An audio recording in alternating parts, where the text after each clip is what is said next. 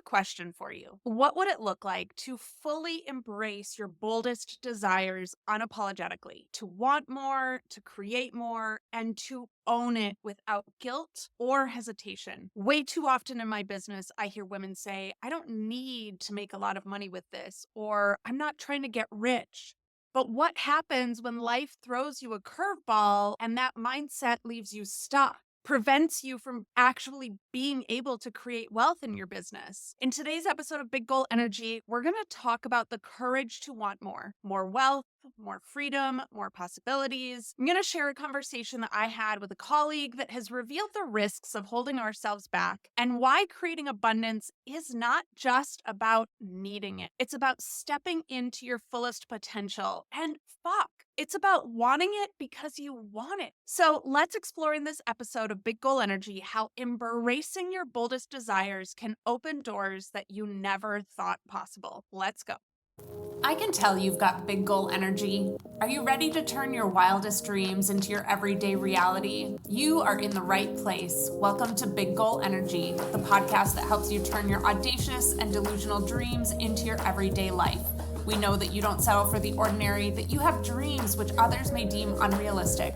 But here, we help you defy reality and bring those dreams to life.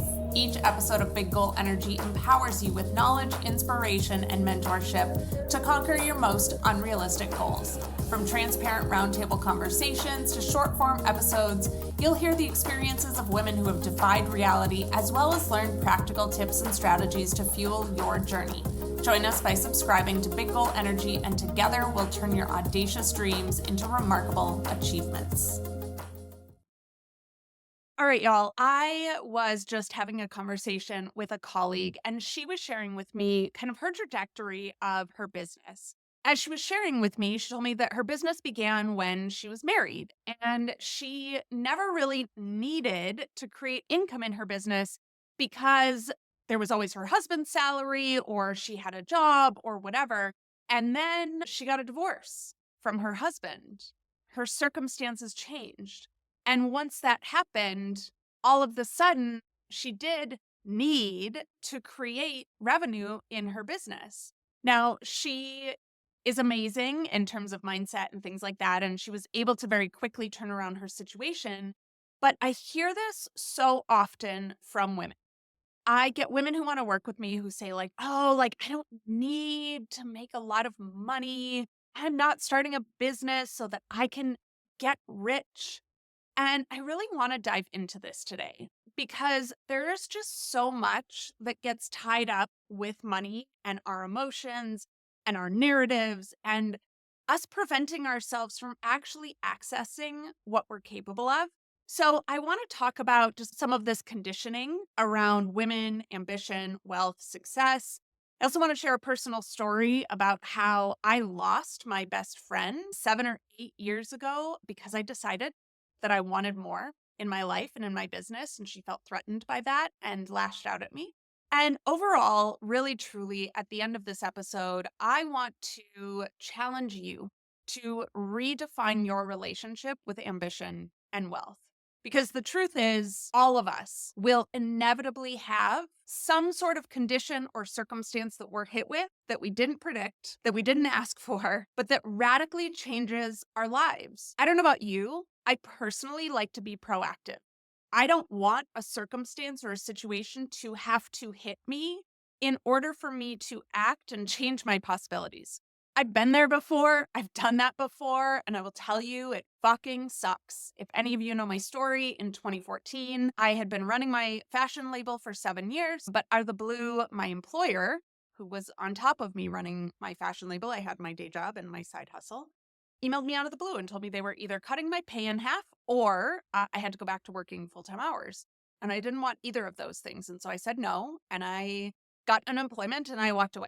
But that situation forced me to have to make money in my business and figure out what kind of business was going to be able to support me and also provide impact in the world. And also, inevitably, for the first 9 months of this business, I actually ended up using all of my 401k money. I don't want that to happen to any of you. Let's dive in and talk about this so that you can begin to shift your narratives, your beliefs, your perspectives on being a woman, ambition, wealth, and success. And I want to put a little caveat here. If you've never listened to me before, I do not believe that ambition, wealth, and success have to come at the cost of your health, your relationships, your happiness, your fulfillment. I believe that it all can coexist. And I truly believe that your happiness, your health, your fulfillment can feed your ambition, your wealth, and your success in the same way that your ambition, wealth, and success can feed your happiness, health, and fulfillment. Okay. So I'm not saying ambition for the sake of ambition. I'm saying that we are creating lives through our businesses that are amplifying all of it and making all of our lives better and more enjoyable. Now that we have that out of the way, there was this trend that I started seeing going around social media. I think it was around a year or 18 months ago. It's been all these women talking about how evil capitalism is. Now, I don't fully disagree with them, but what was really, really, really interesting to me is there's been this uprising of women's empowerment, women in business, women making more money, and we've operated with capitalism in our world for a very long time. Yet the second that women start making more money, start having greater stakes and greater shares in the wealth game, all of the sudden, this narrative that capitalism is evil emerged. Now, again, I don't fully disagree with this, but also I know that when purpose led, purpose driven, purposeful women have more money, we do different things with it. So I do not believe that inherently money makes someone a bad person. Yeah. Are there a lot of people out there that have a lot of money that are really fucking terrible human beings? Yes. Yes, there are. Are there a lot of people out there that have a lot of money that are really incredible human beings that are doing incredible things with their money? Yes. Yes, there are. You've probably heard this saying before. Money doesn't change someone. Money amplifies what's already within them. My word for this year, I just chose my word for 2025, and my word is power. And I really had to sit with that and be like, how do I really feel about power? I'm bringing this up because in a lot of ways, power and wealth are very linked. And I had to sit with there's a lot of people in the world that have a lot of power that are really, really terrible human beings. And if I decide to embrace my power within me, will that therefore make me a terrible human being? And the answer was no, it will not, because I know who I am. I know my level of integrity. I am so strong in my integrity that even though Meta, Facebook, Instagram, all those apps have been pretty primary sources of income for me over the last 9 years, I am so displeased with the level of integrity demonstrated by that company that I have divested my energy and attention from those apps. Same with Amazon, same with Vitacost, same with any and all of these apps that are funding fascism right now. Peace out. My level of integrity is so high that I am willing to make my life inconvenient and uncomfortable because I would rather be inconvenienced and uncomfortable than giving more money and more power to people that are doing terrible things with it. I want you to take a moment and reflect, very similarly to how I reflected. If I had more wealth right now, would that change who I am? If I had more power right now, would that change who I am? Or would it just amplify more of who I'm already being? My assistant came to me middle of 2024 and we had the conversation. Is it unethical to be a billionaire? I'm going to straight up tell you, I don't think it's unethical to make billions. Now, is it unethical to hoard billions? Is it unethical to have $455 billion? Yes, I think that that is unethical. I don't think that a singular person needs that much money to live a very good life. I also look at, obviously, this question came up in response to Taylor Swift. I look at what Taylor Swift does with her wealth. She was the only billionaire to donate money to the LA wildfire relief. Every single town she stopped in on her tour, she donated money to the food shelters. I look at that and I say, when we have more wealth, and you are included in this, when you and I have more wealth, we can do greater things in the world, period. When you and I have more power, we can impact more change in the world, period. I really want to encourage you to look at this for yourself, because holding on to these narratives of having wealth and having power and having success and having ambition, therefore is bad, are holding all of us back. We're going to take just a quick break. I have a free resource for you, and then we're going to come back and we're going to talk a little bit about dismantling this more, some of the stories that we tell ourselves more in our lives, and personal story about how I lost my best friend for deciding that I wanted more in my life and my business. Pardon this quick interruption. One of the biggest challenges ambitious entrepreneurs face is closing the gap between where they are and their big, big goal. I've created a resource for you that will help you navigate the journey more easily. Defy Reality, the female entrepreneur's guide to achieving her audaciously ambitious goals, will guide you through a process to 110% claim the inevitability of your big delusional goal, banish your doubts, and identify the exact steps you need to take to defy reality. Visit breesealy.com/free to get immediate access to this tool that will help you stop wasting your time so you can start defying reality. And now, back to your episode. Welcome back. Let's get into a little bit more of the nitty-gritty of actually dismantling this and the fears that we hold on to, and really truly the root causes of why we continue to tell these narratives. I want to tell you a story. Let's go back to March 2017.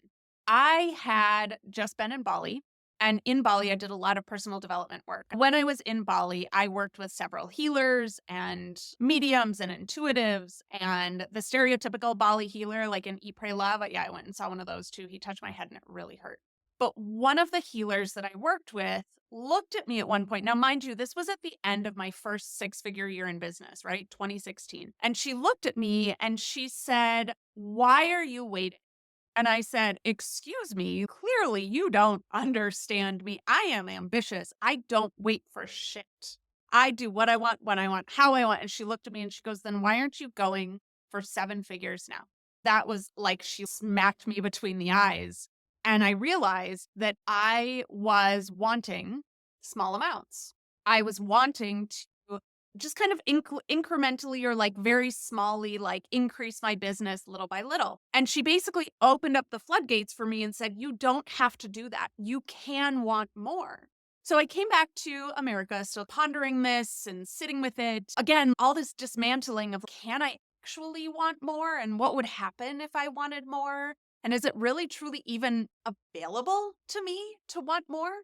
So I joined this online coaching community of people who were all also working towards seven figures, and it started to normalize it a little bit in my brain and say it actually is okay for me to want more, because again, like I just talked to you about, when I have more wealth, I can do bigger things in the world. I can create more change. I can impact more. I can donate more. Y'all know I've started a nonprofit. I can do more in the world if I allow myself to be that conduit, that steward for wealth.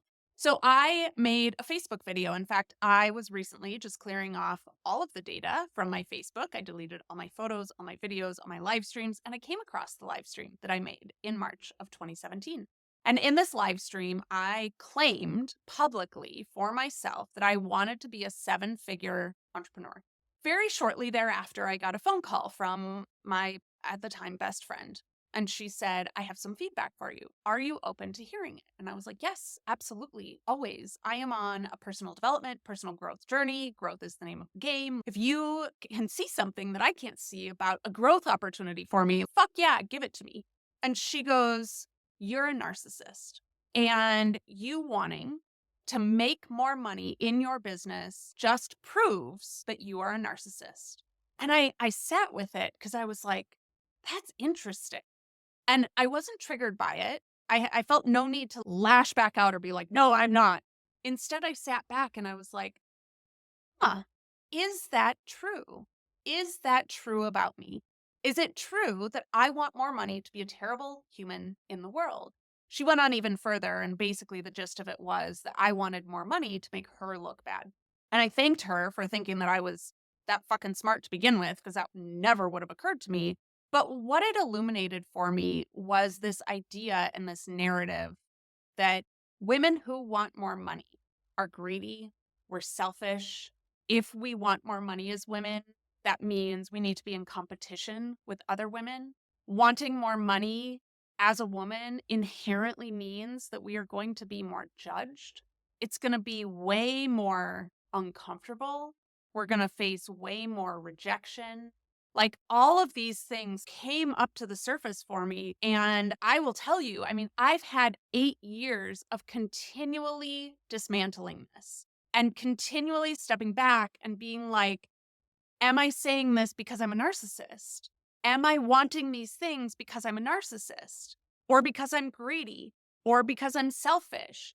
Is it bad to make more money in my business? And I think that a lot of these things are why so many of us downplay our desires. We don't want to be rejected by our people. If you think this goes way back to the caveman days, we could not be rejected by our tribe, our clan.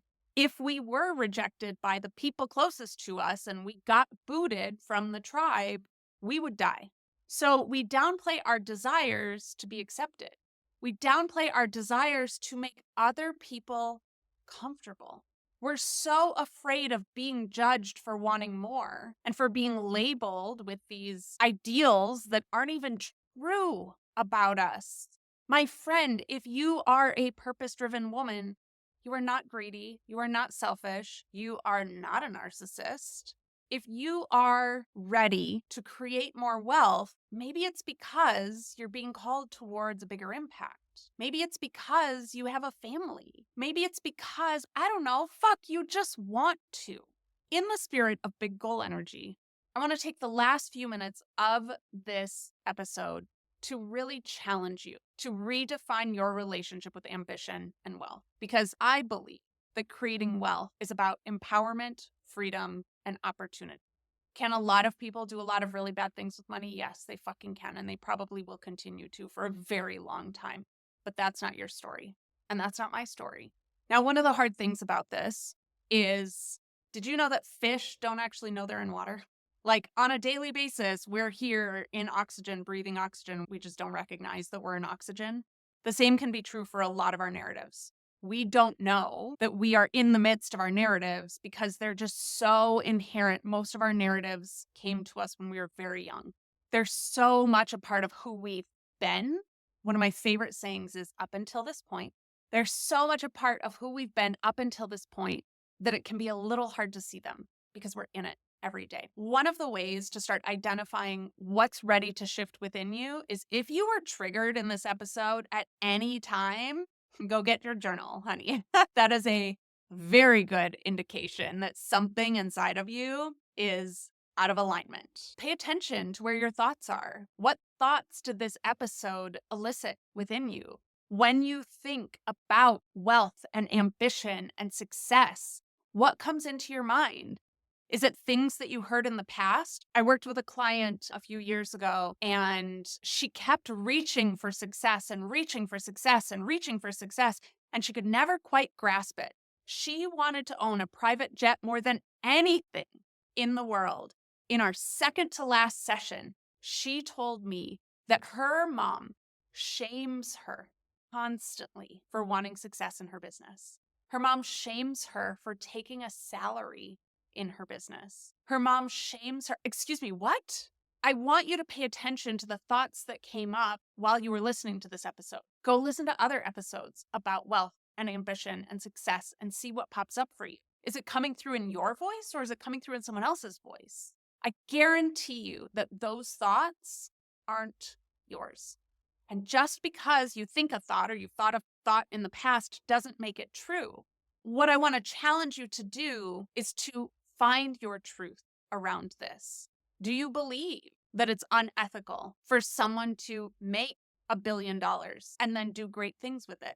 Do you believe that wanting to have a 7-figure business makes you a narcissist? Do you believe that by having money in the bank and not living hand to mouth makes you greedy? These are really, really important things that you have to redefine for yourself, because unapologetically pursuing your greatness, your big goals, your ambition can create a huge ripple effect.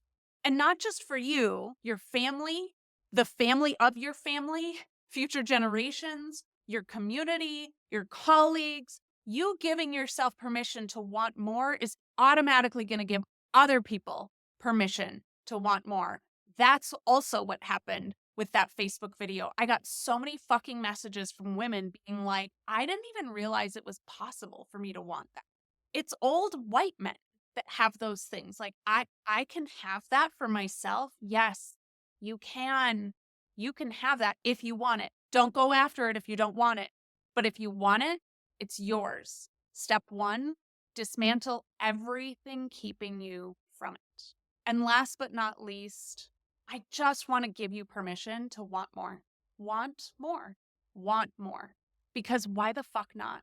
How is holding yourself back making an impact in the world? How is sacrificing your dreams going to lead to more expansion in our universe? How is avoiding abundance going to be the ripple effect and impact that you leave this world with? You're here for so much more, and I'm just so excited to be in your corner. Thank you, thank you, thank you for listening to this episode of Big Goal Energy. I am so grateful that you were here today. If this episode impacted your life in any way, shape, or form, I need to ask a favor of you. Can you please share this with 2 or 3 other women who need to hear this message today? We have, obviously, big goals for Big Goal Energy, and I can't do it alone. I need your help. So please, if this resonated with you in any way, share it with 2 to 3 women who need to hear this message today. And then don't forget to be subscribed. We have amazing episodes coming for you in the future. I'm Bree Seeley. Thank you again for joining me. I'll see you soon. Thank you for joining us on this episode of Big Goal Energy. We trust that it fueled your ambition and made you feel seen. We are a community of ambitious female entrepreneurs like you. Come join us in the Big Goal Energy community by visiting breeseeley.com/community. In the meantime, send your questions for us to cover in the episodes to info@breeseeley.com. Together, we'll turn your audacious dreams into remarkable achievements. Cheers to defying reality. See you on the next episode.